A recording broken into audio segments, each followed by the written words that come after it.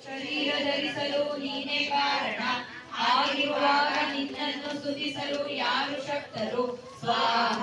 ಓಂ ಹೇ ದೇವಿ, ಹೀಗೆ ಅಲೌಕಿಕ ಮಹಿಮಾವಂತಳು, ಆ ಮಹಾಮಹಿಮೆಯಿಂದ ಸ್ತುತಿಸಲ್ಪಟ್ಟಿರುವ ನೀನು ದುರ್ಜಯರಾದ ಮಧುಕೈಟಭರೆಂಬ ಅಸುರರನ್ನು ಮೋಹಗೊಳಿಸು. ಸ್ವಾಹ.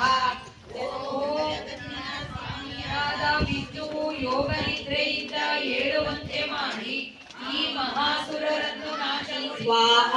ಓಂ ಖಡ್ಗ, ಶೂಲ, ಗದೆ, ಚಕ್ರ, ಶಂಖ, ಧನಸ್ಸು, ಬಾಣಗಳು, ಭುಷುಂಡಿ, ಪರಿಗ ಮೊದಲಾದ ಆಯುಧಗಳನ್ನು ದುಷ್ಟರ ನಿಗ್ರಹಕ್ಕಾಗಿ ಹಿಡಿದಿರುವ ನೀನು ಘೋರ ಸ್ವರೂಪಿಣಿ. ಸ್ವಾಹ. ಓಂ ನೀನು ಸೌಮ್ಯಳೂ ಹೌದು, ಜಗತ್ತಿನಲ್ಲೇ ಅತಿಯಾದ ಸೌಮ್ಯಳು, ಪರಮ ಸುಂದರಿಯೂ ಹೌದು, ಪರಾಪರಗಳಲ್ಲೆಲ್ಲ ಪರಮಶ್ರೇಷ್ಠಳಾಗಿರುವ ಪರಮೇಶ್ವರಿಯೂ ನೀನೇ. ಸ್ವಾಹ. ಓಂ ದೇವದಿಂದ ಜನಿಸಿರುವ ಬ್ರಹ್ಮನಿಗೆ ದರ್ಶನ ನೀಡಿದಳು. ಸ್ವಾಹ. ಓಂ ಜಗನ್ನಾಥನು ದುಷ್ಟ ಸಂಹಾರಕನು ಆದ ಶ್ರೀಹರಿಯು ನಿದ್ರೆಯಿಂದ ಹೊರಬಂದನು, ಶೇಷಶಯನವನ್ನು ಬಿಟ್ಟೆದು ಆ ರಾಕ್ಷಸರನ್ನು ನೋಡಿದನು. ಓಂ ದುರಾತ್ಮರು ಅತಿ ವೀರ್ಯ ಪರಾಕ್ರಮಶಾಲಿಗಳು ಕೆಂಗಣ್ಣು ಮಾಡಿಕೊಂಡು ಬ್ರಹ್ಮನನ್ನೇ ತಿನ್ನಲು ಉದ್ಯುಕ್ತರಾದ ಮಧುಕೈಟಭರನ್ನು ಮಹಾವಿಷ್ಣುವು ವೀಕ್ಷಿಸಿದನು. ಸ್ವಾಹ. ಜಯ ದುರ್ಗೆ, ಜಯ ಜಯ ಜಯ ದುರ್ಗೆ.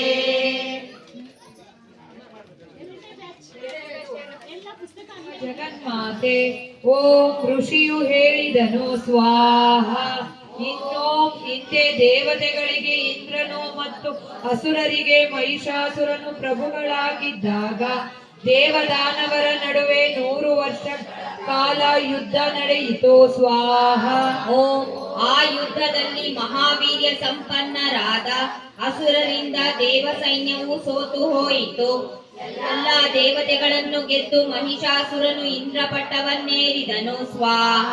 ಓಂ ಅಸುರರಿಂದ ಸೋಲಿಸಲ್ಪಟ್ಟು ಹತಾಶರಾಗಿದ್ದ ದೇವತೆಗಳು ವಿಷ್ಣುವಿನ ನಾಭಿ ಕಮಲದಲ್ಲಿ ಜನಿಸಿದ್ದ ಪ್ರಜಾಪತಿಯನ್ನು ನಾಯಕನನ್ನಾಗಿ ಮಾಡಿಕೊಂಡು ಶಿವ ಮಹಾವಿಷ್ಣು ಇದ್ದ ಜಾಗಕ್ಕೆ ಹೋದರು.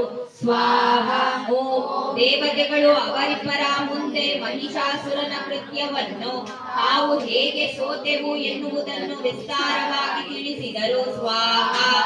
ಓಂ ಆ ಮಹಿಷಾಸುರನು ಸೂರ್ಯ, ಇಂದ್ರ, ಅಗ್ನಿ, ವಾಯು, ಚಂದ್ರ, ಯಮ, ವರುಣ ಮತ್ತಿತರ ಅಧಿಕಾರಗಳನ್ನು ಕಿತ್ತುಕೊಂಡು ತಾನೇ ಅಧಿಪತಿಯಾಗಿದ್ದಾನೆ. ಸ್ವಾಹ.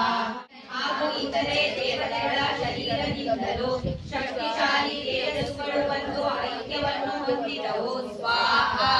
ಓಂ ಜಾಗಗಳ ಶ್ರೇಣಿಯಿಂದ ನಿರಂತರಗಳನ್ನು ವ್ಯಾಪಿಸಿ ಜ್ವಲಿಸುವ ಪರ್ವತದಂತೆ ಕಾಣುತ್ತಿದ್ದ ಬೃಹತ್ ದೇವರಾಶಿಯನ್ನೇ ದೇವತೆಗಳು ಅಲ್ಲಿ ನೋಡಿದರು.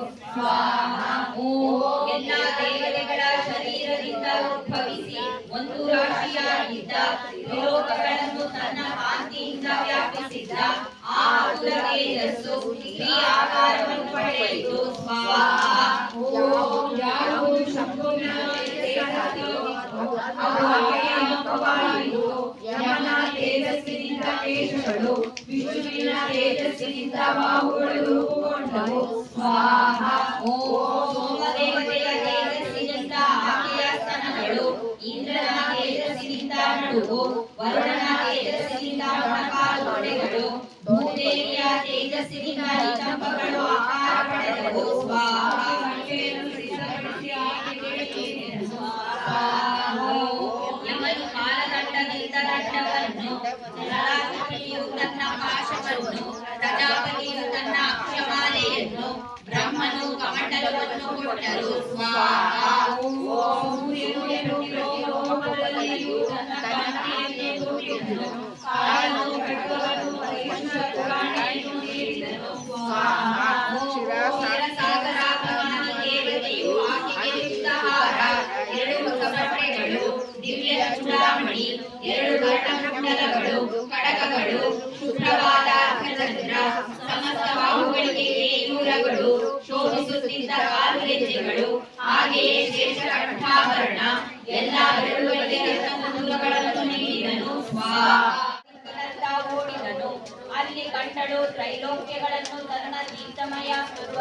ಜ್ಞಾನದಿಂದ ಬೆಳಗುತ್ತಿದ್ದ ಜಗನ್ಮಾತೆ ಸ್ವಾಹಾ. ಓಂ ಪಾದಾಘಾತಗಳ ಮೂಲಕ ನೆಲದಲ್ಲಿ ಹಳ್ಳ ತೋಡಿದ ಕಿರೀಟಾಗ್ರದಿಂದ ಆಕಾಶವನ್ನೇ ಕೆರೆದ ಇಲ್ಲಿನ ಎದೆಯೇರಿಸಿ ಅದರ ಸಂಹಾರದಿಂದ ಪಾತಾಳ ಲೋಕಗಳನ್ನೆಲ್ಲ ಶೋಭೆಗೊಳಿಸಿದ ಆ ದೇವಿಯನ್ನು ನೋಡಿದನು. ಓಂ ದೇವತೆಗಳು ಉತ್ತರಿಸಿದರು, ತ್ರಿಲೋಕಗಳಿಗೆಲ್ಲ ಈಶ್ವರಿಯಾದವಳೆ, ಇದೇ ರೀತಿಯಲ್ಲಿ ನಮ್ಮ ವೈರಿಗಳ ವಿನಾಶವನ್ನು ಮಾಡು, ಸಕಲ ಬಾಧೆಗಳನ್ನು ಹೋಗಲಾಡಿಸುತ್ತೇವೆ ಸ್ವಾಹಾ. ಓಂ ದೇವಿಯು ಪುನಃ ಹೇಳಿದಳು ಸ್ವಾಹಾ. ಓಂ 28ನೆಯ ಯುಗದಲ್ಲಿ ವೈವಸ್ವತ ಮನ್ವಂತರವು ಪ್ರಾಪ್ತವಾದಾಗ ಶುಂಭ ನಿಶುಂಭರೆಂಬ ಮತ್ತಿಬ್ಬರು ಮಹಾರಾಕ್ಷಸರು ಹುಟ್ಟುತ್ತಾರೆ. ಜಯ ಜಯ ಜಯ ದುರ್ಗೆ, ಜಯ ದುರ್ಗೆ, ಜಯ ದುರ್ಗೆ, ಜಯ